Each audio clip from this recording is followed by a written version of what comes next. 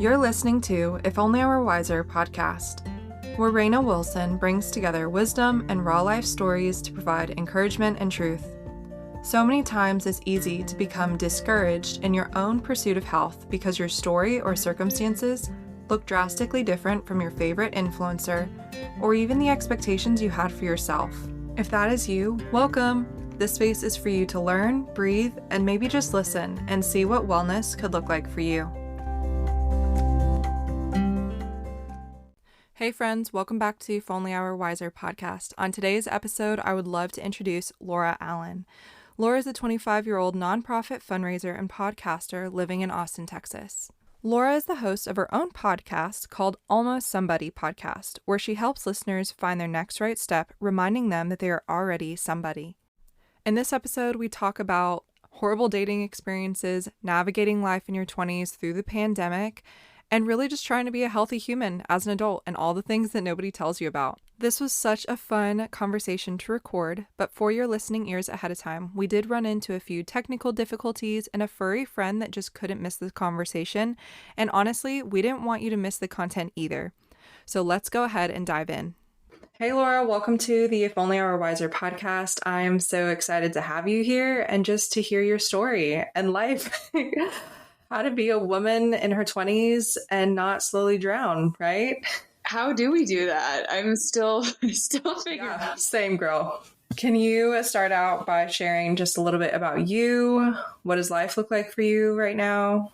Absolutely. I think that's part of the fun and part of just remembering, we're all trying to figure it out at the same time. So like you said, my name's Laura. I live in Austin, Texas. I'm 25. When I moved here, I feel like I've been in kind of a time warp. When I moved here, I was 22, and that's crazy, 22 or 23. So I've been trying to figure it out, how to be young and 20 and a woman and all this stuff, and a woman in business, and then looking for more purpose in my life and all the things. So that's a huge, part of my story was just starting to try and figure out, what am I doing here? Is this ever going to go back? And then kind of embracing like, okay, if life doesn't go back, how do you be a 20-year-old woman right now, make the best of it, and still, have purpose and impact those around you? Yeah. Absolutely. What kind of did life look like before you got to Austin? What brought you here? Yeah, so a job brought me here, which I'm really thankful for now. I had no idea, honestly, what I was even doing. I moved here to start working in tech sales. I had just graduated from the University of Georgia, so I'm so sorry. I can't. Maybe we cannot be friends after this. Wait. Oh no. We're TC. Yeah, I know. We're TC alumni. I know. It's all right. We'll make it work for this episode. Bad news. That's bad news.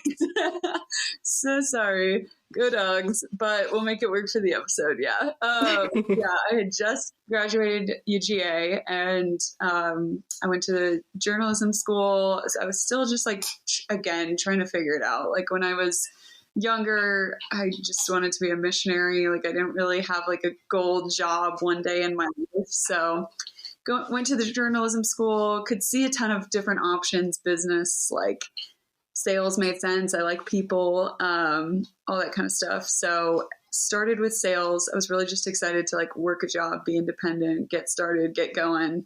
I did not like school. School's not really like how my brain works. So I was ready to work, moved up here to start that job. But of course, in my head, it was either going to be in office or it's always different in our head. So it's never really, I'm going to work from home on my laptop and do tech sales and all that stuff. Yeah. But where I was at in like my heart and life too was I had a good time in college. I had a lot of fun.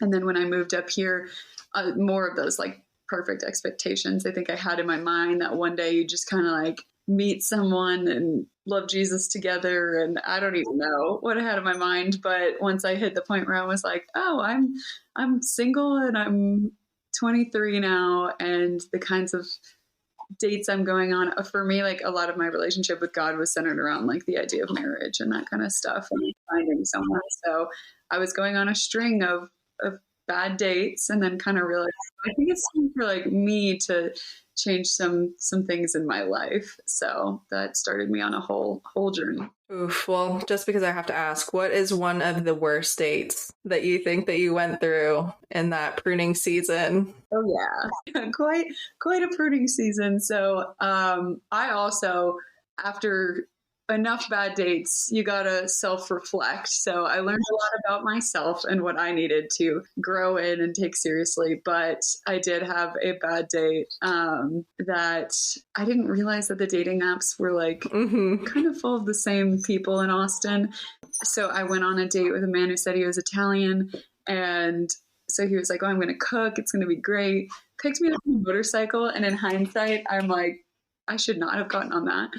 It wasn't quite that. He didn't look anything like his picture. He wasn't as tall as he said, and everything. But we did go back. Like, he was prepared to cook, and that's not really what happened. He didn't have any like cookware or towels, so he just kind of like washed a pan and then like shook it, and then I imagined like eggplant parmesan or something, and the ingredients for, again, like, no shade but kind of shade, for fajitas, but then he asked me to cook it. Oh no. And I was like, this is the worst date I've ever been on. Yeah.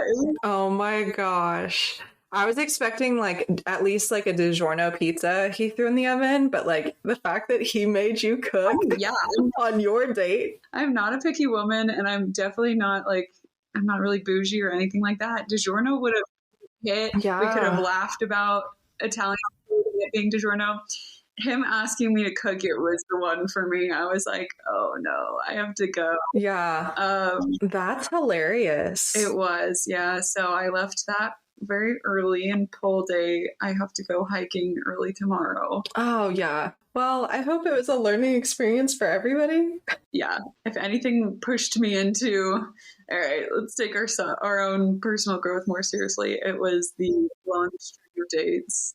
Oh, yuck. Nothing would definitely top that, though. So I feel that. And I know that the Lord definitely is very intentional about He's intentional about getting your attention in the ways that you think that, like, these are all the things that I need right now, right? Like, I need a relationship right now. So the Lord's going to use all your, like, crappy dates, or rough relationships to get your attention. He really does. I was honestly thinking about that, which is probably him preparing me for our conversation, but just like thinking on the amount of times he has not quit on me. Because even though I was voluntarily going on those dates at the time, I thought that like, that would solve something or fix something, or that I was okay to like set for where I was at there. Just even though I knew the Lord, it was like, right, very kind of him to be like, none of these are going to work out. Like, you can keep doing this, but like, this is not going to be, it makes for like funny jokes now, but in a very serious way. I know that the Lord,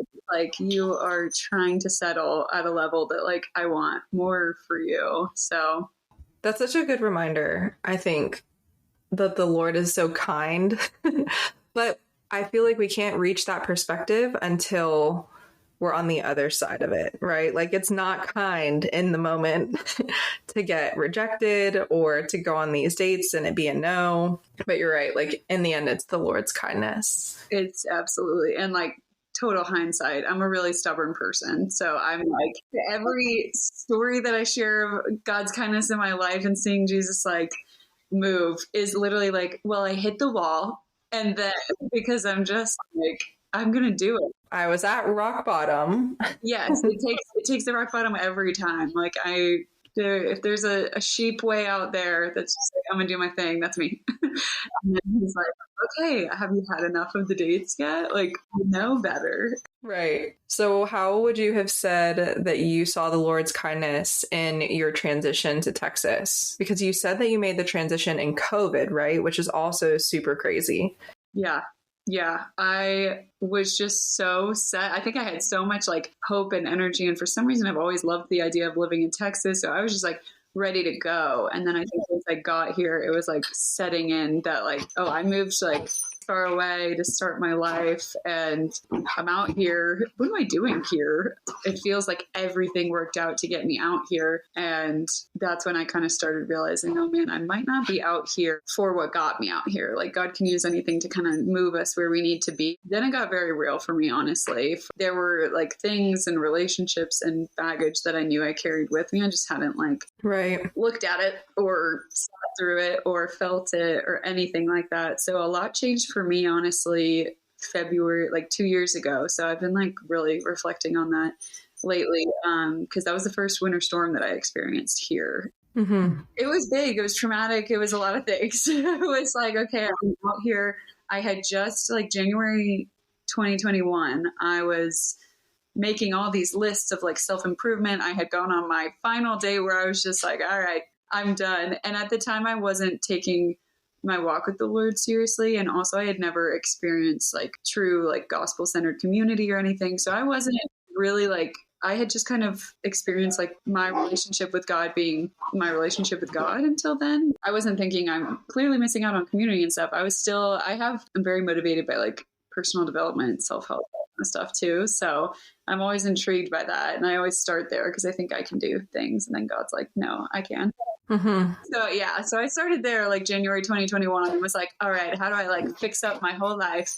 And then I started like eliminating things, which was important. I started doing like dry January, and that was a big thing for me, was eliminating alcohol out of my life. And that was like sincerely the grace of God, because I said when I moved here I would never do that. Like I would always drink, and like I had said that blatantly to people, which is just so ironic that it was the Lord continuously being like, this is like this needs to go. And so I had just stopped drinking for a little bit, February 2021, when the storm happened, and that like started radically changing like my brain and my heart, and just woke me up, I really feel like, to the fact that, I mean, I had drank for like 5 years straight, really, and hadn't thought of how it affected me, or how like it really is a spiritual thing. Like I think I had seen it differently until I realized like, oh, I was actually quenching the spirit. That's real. And so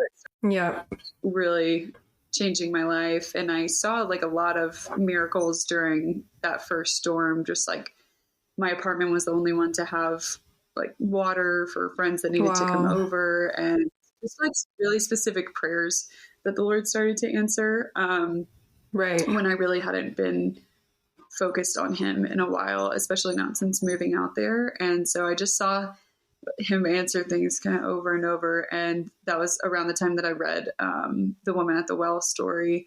And I was like, wow, I feel like her. Like especially since like coming out of like drinking culture, I was like, I feel that shame, like that like hidden shame of like, oh, I want to take this more seriously, but I also want these people to like me still. And I'm thinking that I don't really deserve this anymore, because, and that ties in with all the dates and the this and that, because like, well, I spent years doing this, or like sin and relationships and baggage and all that kind of stuff. And that was just when I have all this history and you're in your own head. I really feel like God just started pursuing me like harder than I was pursuing him, and just like started sending like mentors into my life. I ended up praying and was like, shoot, if like this is still as real as like when I was a little kid, passionate about like ministry, that kind of thing, like if this like could biblically still be real, can you show me that? And I got introduced to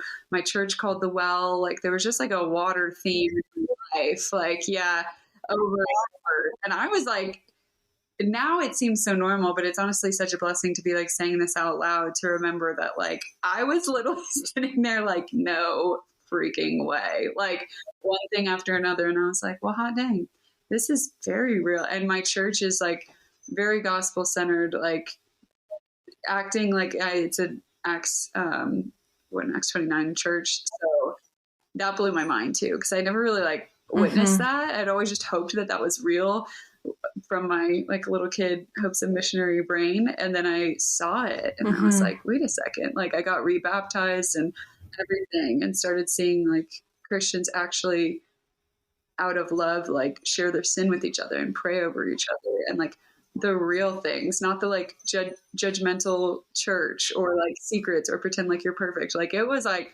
straight up, these people Wow. are like sharing their hearts and laying hands and healing and like real stuff. And I was like, well, hot dang, I can't pretend like I haven't seen this or lived this. Like, and started a whole journey that's been extremely hard, but it's definitely, I mean, it's changed my life, like for sure forever, because I then like really had the Holy Spirit after getting baptized and just being in community.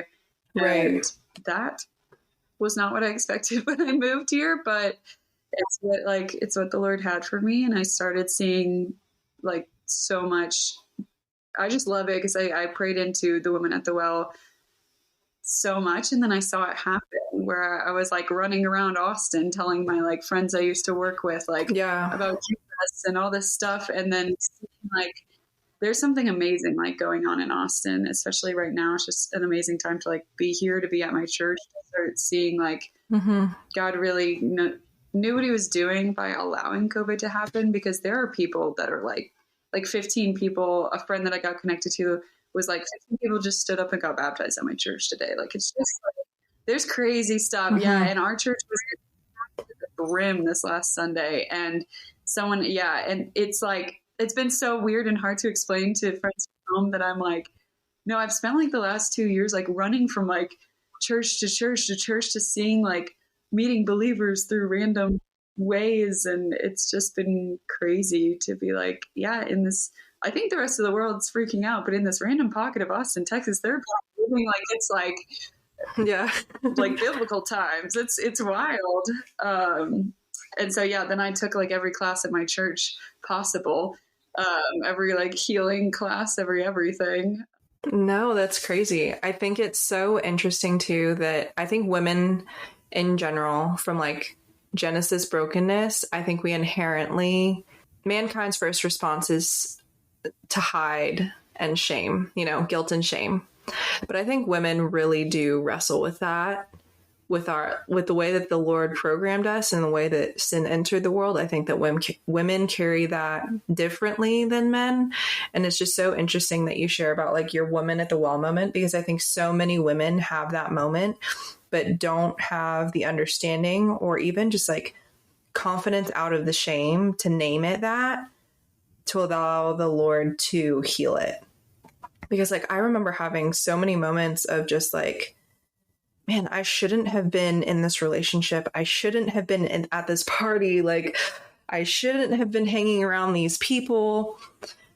And the devil is so good at his job, because it never brought me to a place of, hey, Raina, like that friend that keeps picking you up for church every week, that like meets with you at lunch and wants to just love you. Like she's not going to tell you you're a horrible person.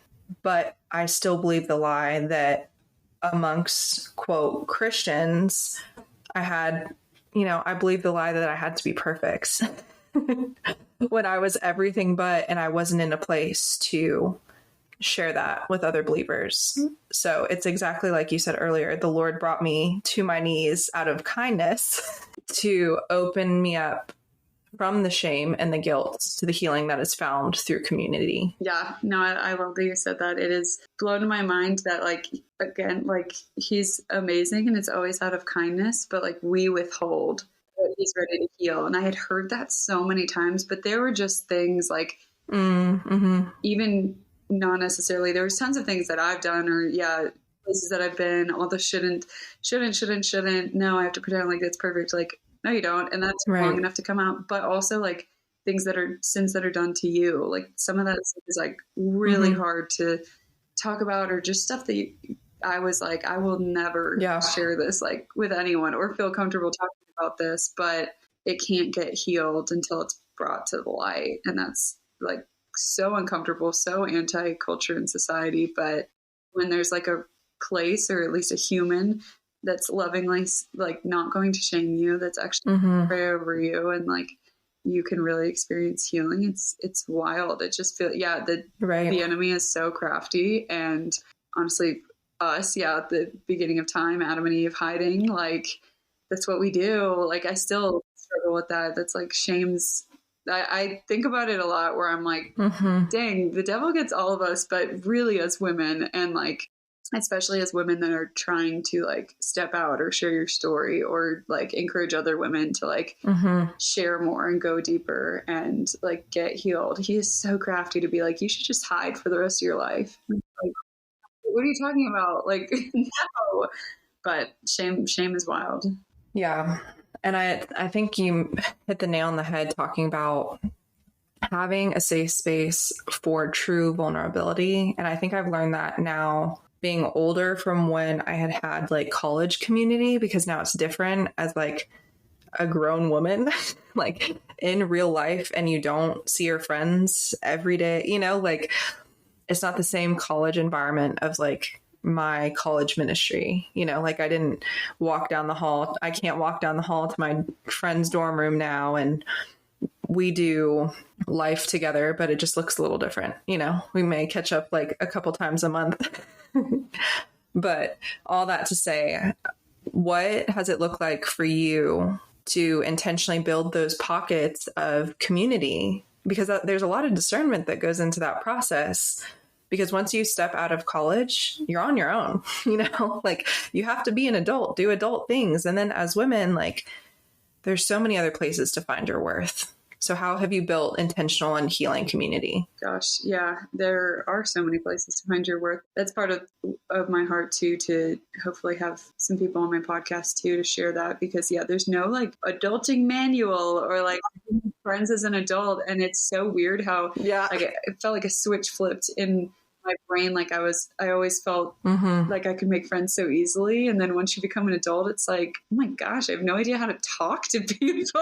Like I thought I was an extrovert. And then I became 24 during a pandemic and was like, don't even look at me. I don't know how to talk to people anymore. But I would say that God's done way more heavy lifting than I have in like pursuing community. Because one, yeah, I wasn't really invested in college ministry.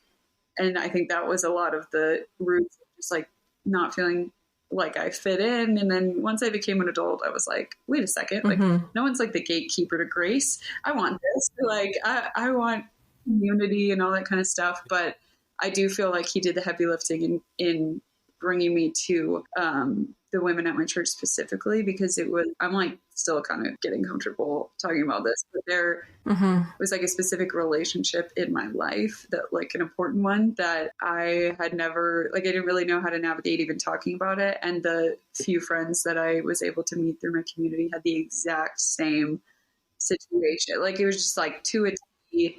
Wow. To a T. And so that's when I was like, wow, I feel really safe. Like I feel safe here. I feel safe in these relationships to like grow together and heal and open up. And even with the friction of like even knowing them for a few years now, I still have my moments where I'm like, no, I won't be met with love. I'm going to leave. And they're like, what are you talking about? Like you're in, like we're going to know each other forever. You can't back out of it. Yeah, I know, really. I've had my redeeming love moments over and over. Yeah, so now it's really just like trying to lean into consistency there and same space for them and learning how to grow together. It's really weird. It's also really weird, and no one prepares you for the different life zones you're going to be in from friends you've known your whole life or from college. That is so hard for me. I am like, I want to keep a hold of everyone forever. Like, it's very hard to kind of let seasons be seasons. And especially that's so true. If you're ready to like walk into more healing with the Lord or deeper relationship and someone else is not, like you can't make anyone and you can't like pull someone there. And it's a hard.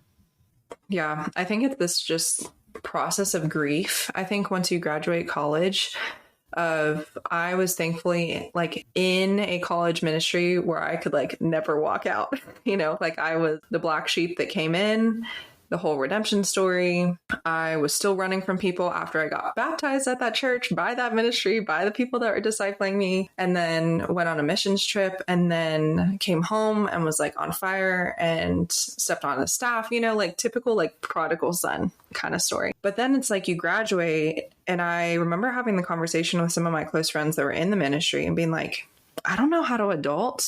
Like you said, like now we're going all over the country. My husband is military. We move every 2 years. You know, like not everybody lives in Fort Worth, Texas anymore. So now what? Like now I have to go pick a new church. Like, how do I pick a new church? See, that's a concept. I'm like, oh my gosh. Like the church I'm at right now, since same thing, like after baptism. I mean, I think I've had like 10 times that I've been like, so yeah. They're like, what are you talking about? But yeah, I can't imagine. I'm like, oh my gosh, I'm not going to live here forever at this church. Like, right. But I also can't imagine moving anywhere and not getting invested in community ever again, which is crazy. So yeah, how have you navigated that?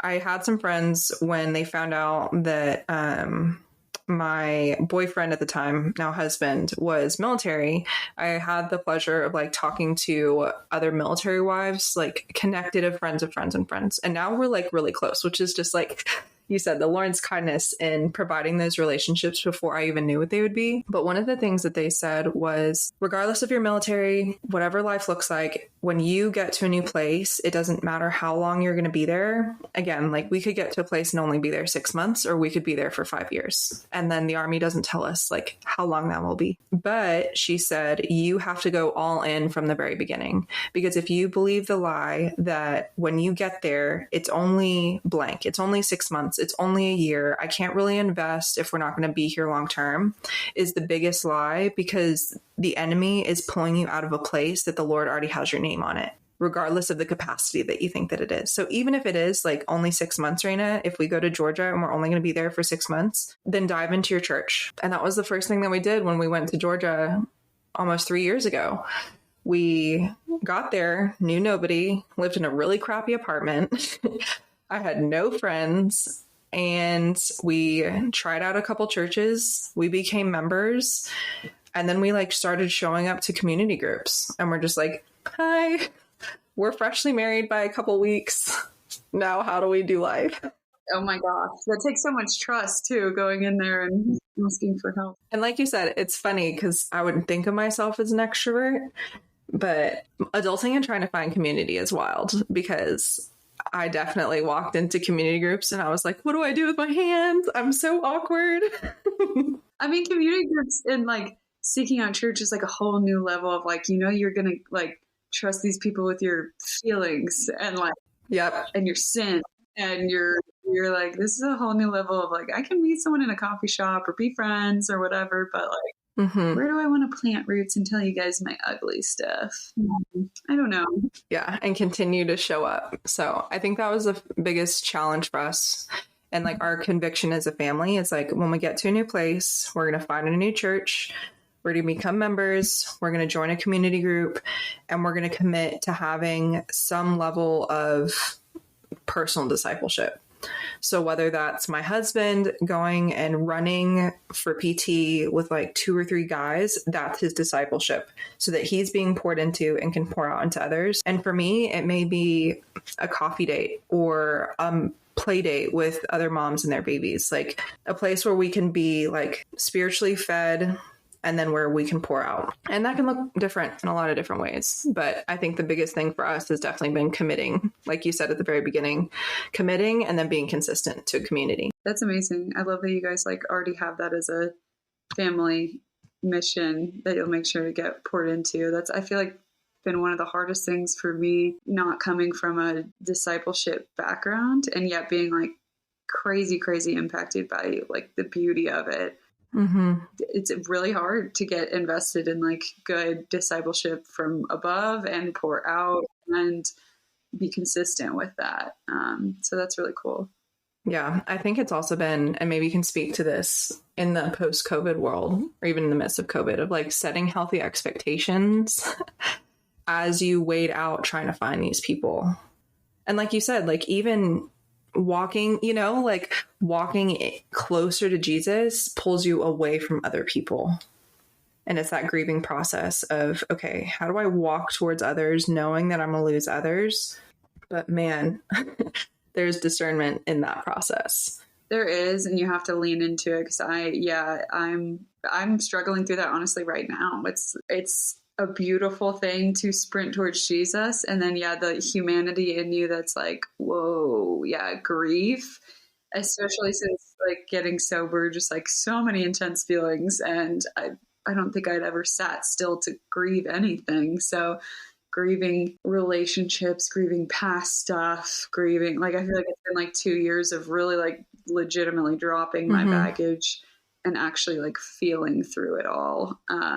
Yeah, no one really prepares you for that when it's like walking into the kingdom and then you're like, yeah, I'm grieving, like relationships changing, or that bringing that actually pursuing Jesus it does change things and has changed like relationships. That's an interesting one. We're learning about lament at church right now. I feel, yeah, like I'm experiencing it with fresh emotions, like lament and grief, and what's a healthy way to do that, what's a healthy period to do that, how do you do that with other people. Do you think social media has had an impact in how you've processed your transition and even just like walking into a faith journey? Gosh, yeah. Social media has been such a large part of my life. I have such a fascination with it, I think. I love the connectability of it. I love being able to share something. And I have friends that live in New Jersey that I met online 2 years ago because I shared a little bit about like my women's health journey or something. And it's like fascinating. My little kid brain that's like, I want to meet every person on earth before I leave here.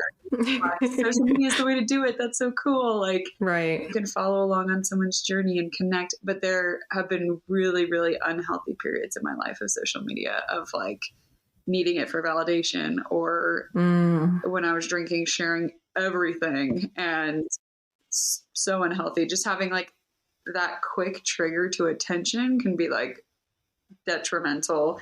And I've seen it in my faith journey, in unhealthier seasons, like jealousy of where other people are at, or like, yeah, following the Sadie Robs growing up was just like, oh, her family looks perfect, and like that.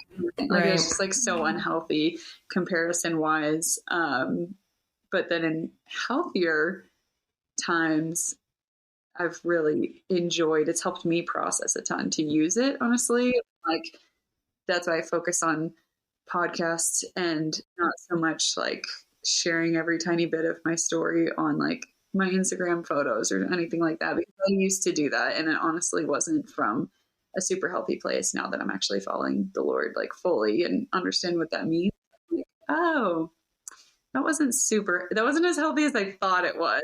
I like the idea of like share to encourage others, but if you're not fully like invested in community and like healthy levels of sharing and oversharing and stuff like that. So yeah, social media has been all up in and throughout my life and my story, good, bad, and ugly. But during COVID specifically, yeah, it's been interesting. I did a very intentional cut of as many distractions as I possibly could around the time that I was getting baptized. I just started like cutting like crazy, because TikTok specifically, I forget that now too, which is crazy, because 2 years ago I was on TikTok for hours and hours and hours on end, like at night, wouldn't sleep, like it like became my personality. That was when I really was like, I have to cut this because I don't even know who I am anymore. Like, I'm just like picking up on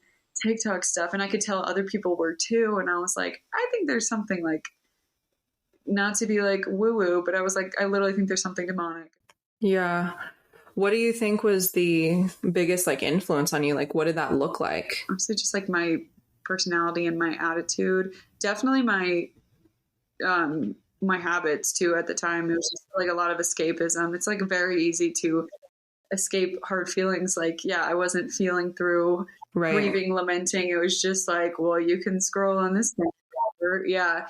And then there's this like pull that's kind of a big part of calling the podcast Almost Somebody, because I felt this like overwhelming need to be famous. And like from all those videos, like you were seeing random people, like a video would pop off and then they're famous. And that was just a really weird desire to be like, I want to start creating on here to blow up and get famous. And it's like, that was never that's never been a thing for me. It was like a joke. But then it honestly became real, and it was like, I'm scrolling this for way too many hours. I'm not sleeping. I'm not taking care of myself. I'm like escaping through this app, and TikTok isn't really like where you connect for deep conversation. Right. Like, Yeah. It's like, it's not good. So yeah, it's what, 3 minutes now?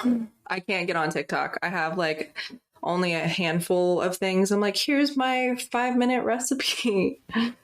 But I can't. I know my heart and I know where it would go. So I just like keep it at bay as much as I can. I feel like I was not in touch with my heart at all. That's what the Proverbs that says, like, guard your heart above all else, for from it flows rivers of living water. That was another like water verse for me that I was like, whoa, the truth really does set you free. Cause I was like, I have no idea what's even in my heart. Like, I know I love God, but like, I don't know what's in me anymore. It's just a bunch of junk, and like, it needs to get cleaned out. And there is something to like having boundaries and what you're letting in. And at that point in time, I hadn't really ever stopped to check, like, what am I consuming? It was just like, consume everything and Jesus, hopefully, maybe. Yep. And that wasn't what was coming out. And so I was like, okay, yeah, it's time to like cut the distractions and see like really if what comes in is what goes out. And it started to improve so much from cutting TikTok, and that was the transition of social media was a huge part of like starting the podcast and stuff, because in my brain, as I was processing cutting out everything that I had used, I still had a heart for all the people that might still be doing that. And I was like, okay, if I start like cutting this stuff out, I'm seeing my life get better. It was crazy. I thought I found like gold. I was like, my life is getting better because I'm reading the Bible. Like, I was just like, wow, wait, I knew this, but like, this is actually very real. Like, I was reading the Bible, and like, then I wanted to exercise more. And yeah, the fruits of the Spirit.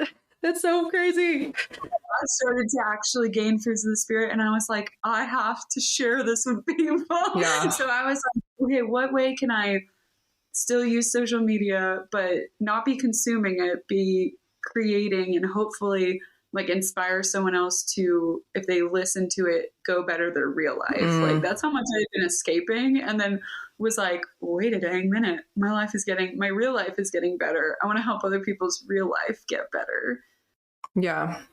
Which I totally can empathize with that, because I've even met the Lord like this past week with that like same sentiment of like, I want the podcast to be a place where I can share truth, ugly real life, and then equip women to like go back into real life. But I was having a candid conversation with the Lord, and was like, why do I have this desire to be somebody?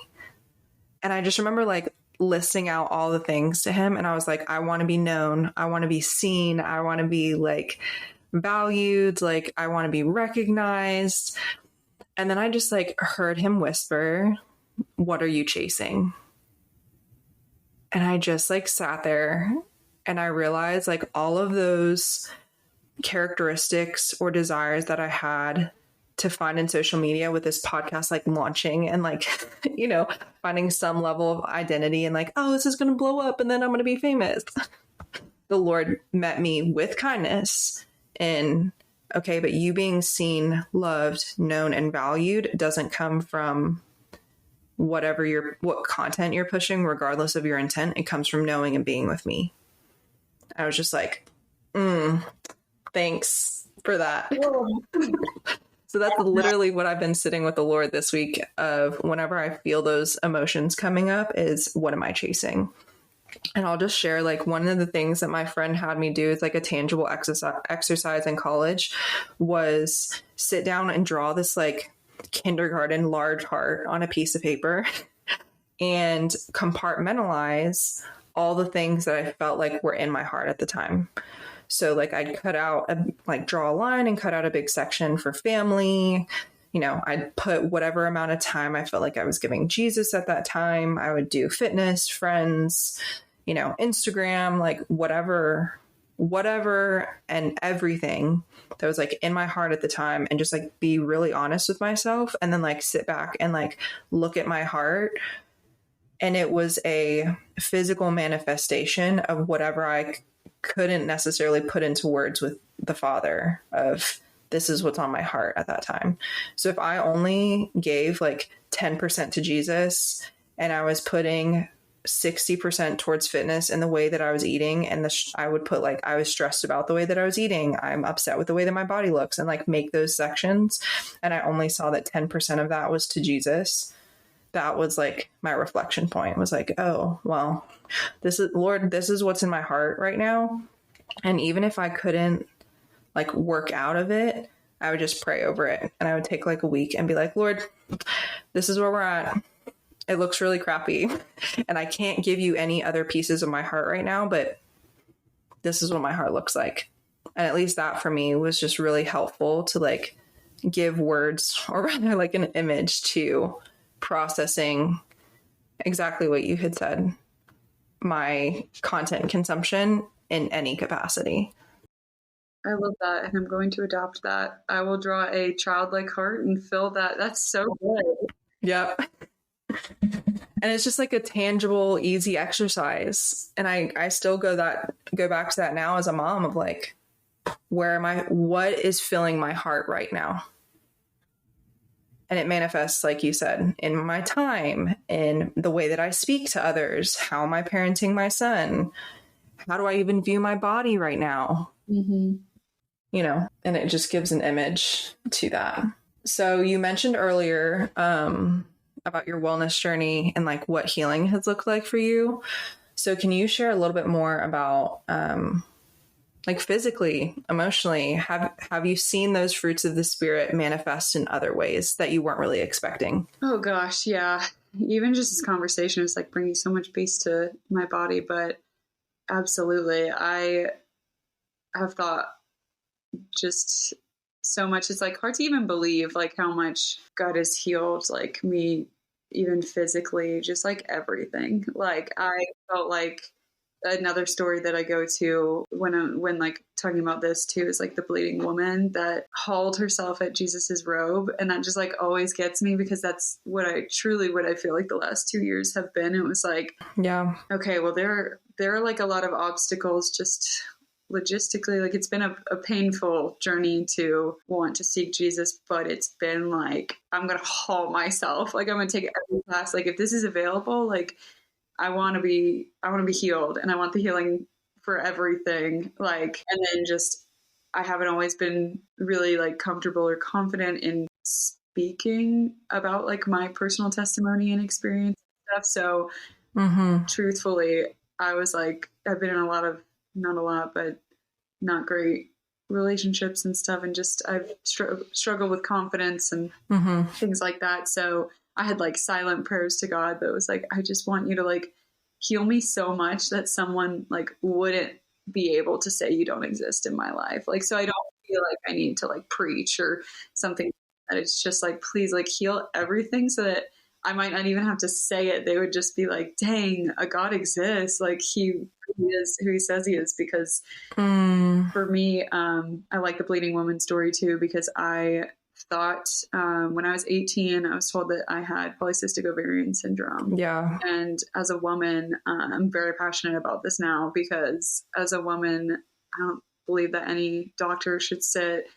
I'd say at 18, I know you're an adult, but I felt like a kid still. And I had never gone through a period. So I really felt like a kid. Like I was just like, what the heck is wrong with me? And then she shared that, oh, I think you have PCOS. And like, yeah, also shared part of that diagnosis. They decide that it's a great idea to tell you that you're probably never going to have kids. And it's just like, young women at any ages, like my roommate in college, she was like 12, I think, when they told her that. And I'm like, oh, at 18, that like wrecked me enough and truly changed the trajectory of like the next 5 years of my life, because I got that news, went fresh off to college, like had no idea how to process that either. Yeah. Wow. My family was not like an emotional family. So I was just like, okay, like I'll start on birth controls, kind of the like, yay, end all be all like pill that they give you.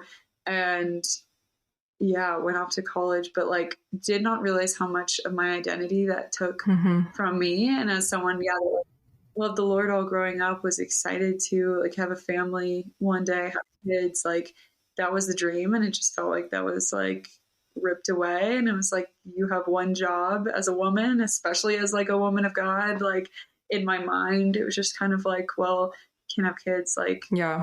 that takes so much of a toll on the way you approach romantic relationships too. Like I was preparing how to tell guys that I can't have their kids. Like that is just like, I wouldn't wish that on anyone, to start thinking of themselves like that.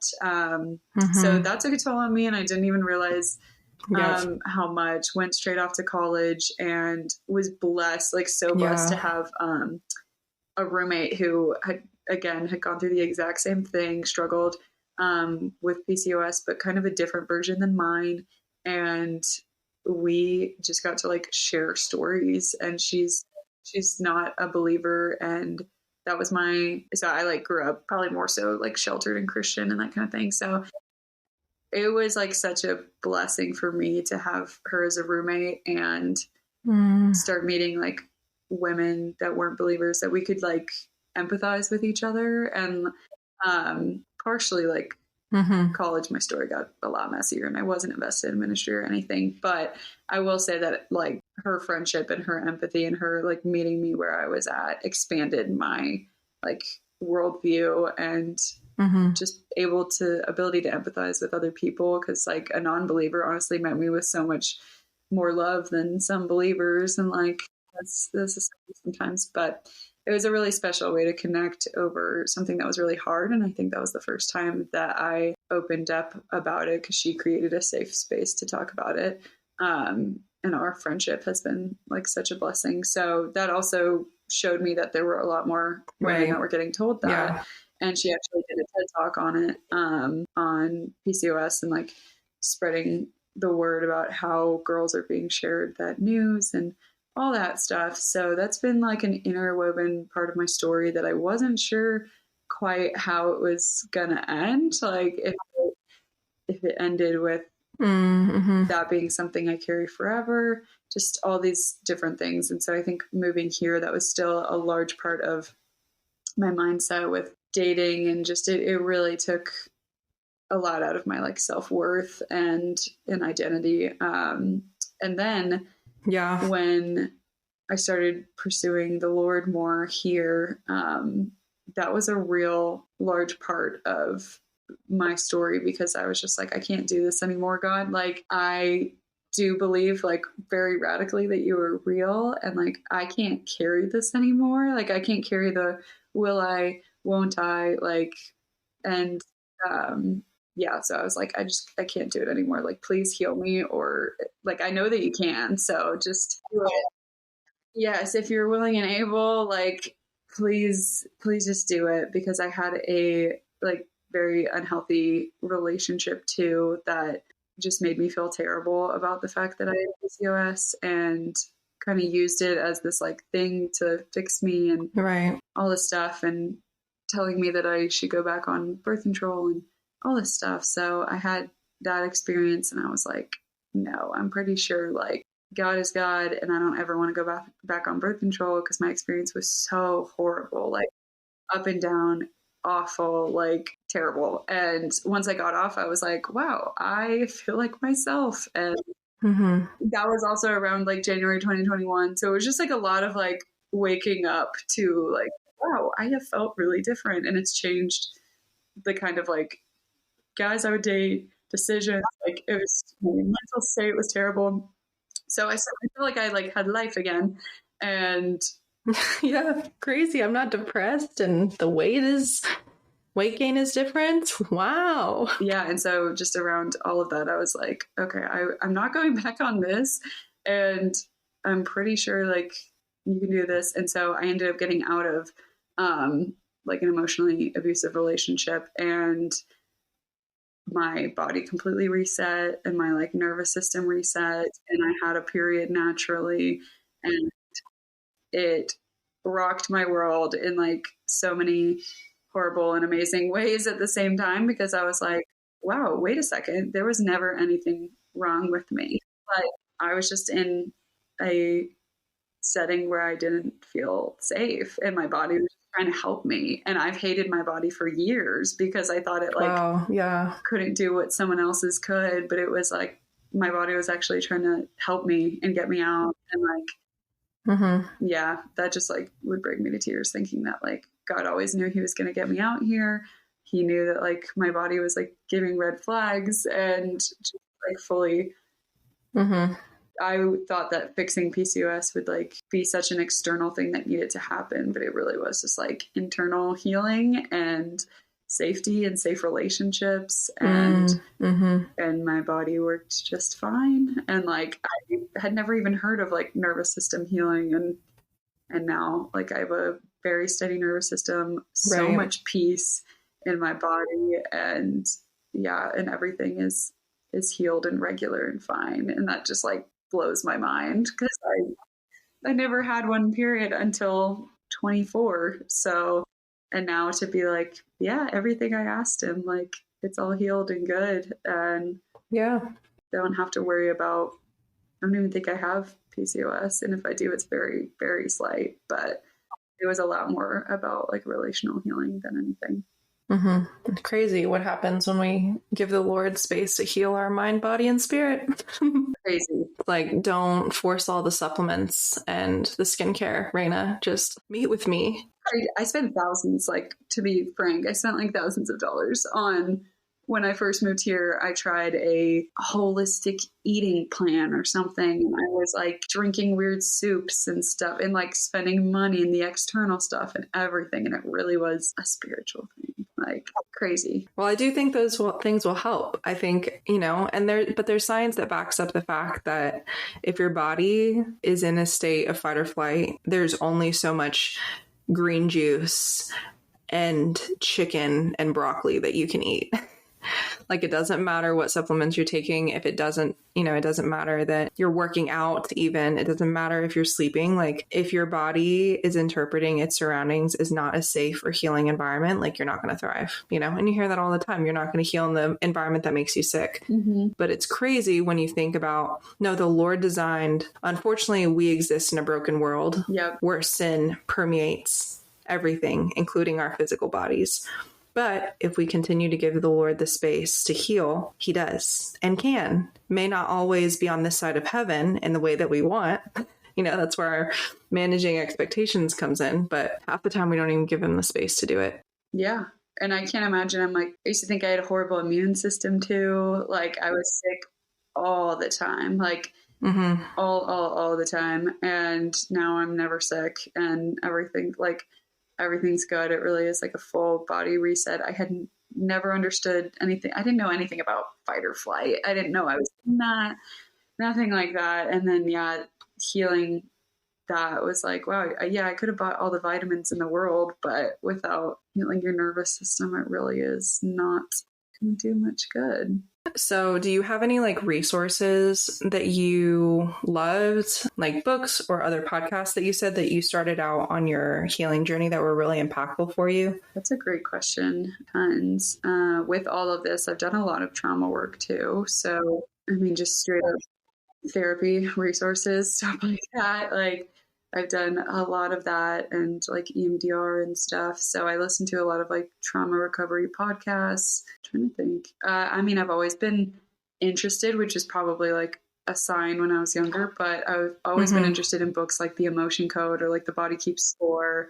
Like I am pretty obsessed with the I love like intersections, like faith and business but really like, faith and recovery. Like I went through a recovery program at a church here and part of that was for alcohol, but also like relationally big time. So that had resources that was super helpful because it is fascinating to me to think about.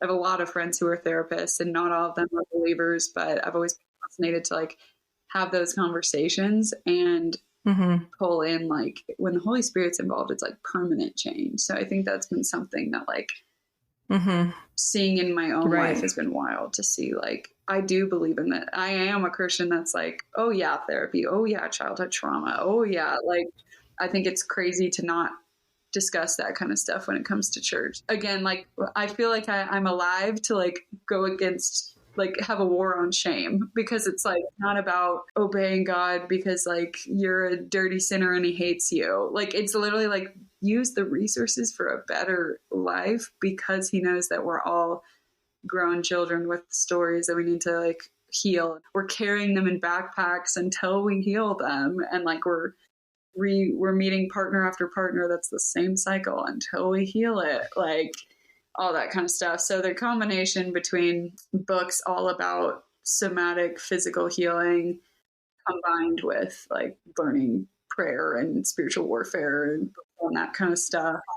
Mm-hmm. Yeah, it's just all kinds of health. I literally felt like I just relearned how to be a human from the ground up, and used every possible podcast and book and recovery group and resource that I could find. So all the things. Yeah. We have an episode from season 1 from a good friend of mine that definitely, like, we had that conversation early in college of like, there's a lot of crap that we just like endure in the world that like the Lord can bring healing. But I also think that science speaks to, you know, like, and I remember having that conversation with her of like, we can talk about the Lord's healing, but we also have to acknowledge that like God designed our bodies, and there are people that study our bodies. So we can have, it's a both and. So definitely go check out that episode. And I also think, I'm blanking on the author, but Emotionally Healthy Spirituality. On the cover, there's an iceberg, not igloo. That one will wreck you from the ground up in a good way. So highly recommend that. I'll link that one too. But oof, if you want something to like help you process in chunks and like different aspects of your life, that's a great place to start too. Yeah. Even when you're saying that, I'm like, you can enter a church and meet a million unself-aware Christians. And then it's like, it's another level when you meet a self-aware Christian that's like used outside resources or is aware of their traumas or aware of like why they do what they do. It's very comforting, honestly. And then you can meet a lot of very self-aware, like non-believers. That's like, if they knew the permanent hope of bringing, Christ and his healing into it, but they're way more self-aware than some Christians I know. So it's just kind of like, living enough life to see like, oh, this is beneficial. And this was created by God. Like he's a fan of you understanding, even just understanding at a very simple level how the brain works, like mental health stuff. Like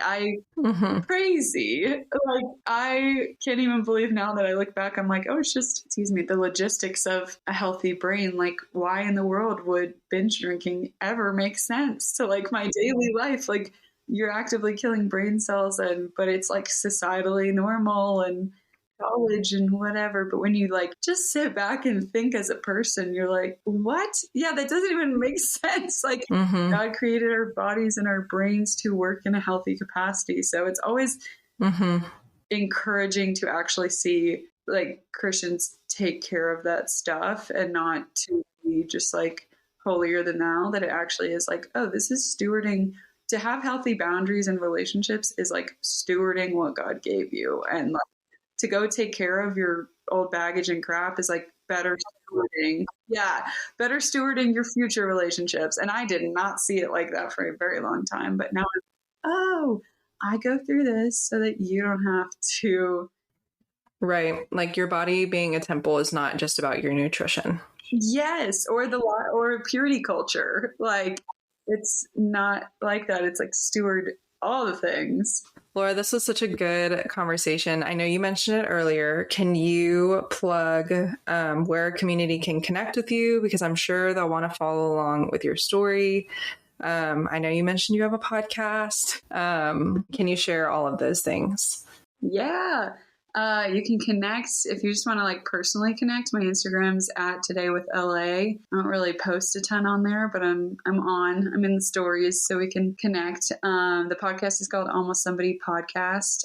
It's Almost Somebody Pod with 2 D's on Instagram, and I hope to get on LinkedIn or something too here soon. But yeah, I think that's all the ways to connect. Awesome. I'll link all of those to make it easily accessible. So I'll close with our final question that we have for all of our guests, just to continue the wisdom that you've already shared.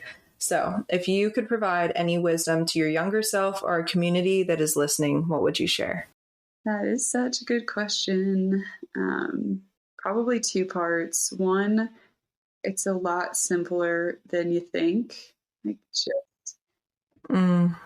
it's a lot simpler. I think there was so much freedom for me in coming back to the realization that, like, it really is like, love God, love people, try not to add on more than that, because you got it right at 16. And if I could save myself the years that I changed all the parts of me, that then I was so thankful to get back at 24. Like, you live life, you learn, and I'm so thankful for like all the mess in between. But realizing that, yeah, from 16 to then 24, I mean, I've spent 2 years healing all the stuff that I added on because I didn't think I was like good enough, or I thought I was too Christian or too weird, or stuff that I liked was weird, or I needed to keep up with people and felt weird. I don't know, just like I needed to fit in more. So keep it simple. You're doing fine. And honestly, what you were weird for when you were younger will make you more of like a leader when you're older. So, and trust your gut. In a lot of ways, I think your gut is also the Holy Spirit and like the voice of the Lord, but it also helps you actually trust yourself too, and trust your instincts. So, even when it feels crazy, I think some of the really, really hard decisions I was completely unsure about, but in my gut, it felt right. And those have paid off to provide peace and healing and all the things. So even if it's really hard, trust your gut. Well, thank you, Laura. This has been such, I think, a life-giving conversation. I love the girl talk, and it's better with Jesus. So yeah. I'm so thankful for you sharing your story with us and being vulnerable and so encouraging in this conversation. So thank you for sharing your story. Loved having you, and we will catch you guys in the next episode. Yeah, thank you for having me. This episode of If Only I Were Wiser has ended, but be sure to subscribe for more episodes so you don't miss any encouragement. And don't forget to rate and review so we can continue to build our community and share more about topics that will be healing and helpful for you. See you in the next episode.